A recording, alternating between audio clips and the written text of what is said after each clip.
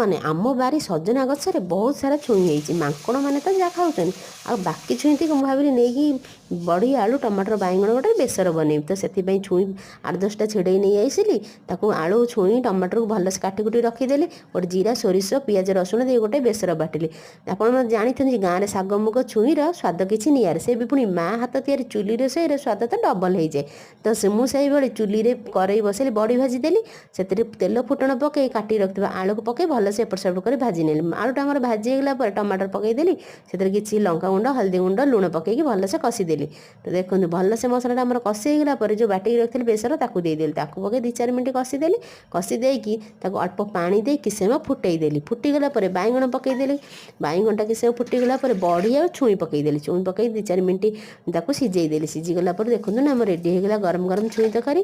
ତ ଦେଖନ୍ତୁ କେଡ଼େ ସୁଆଦିଆ ହେଇଛି, କେଡ଼େ ସୁନ୍ଦର ଦେଖାହେଉଛି ନା। ତ ସେମିତି ଟେଷ୍ଟି ବି ହେଇଛି। ଆପଣମାନେ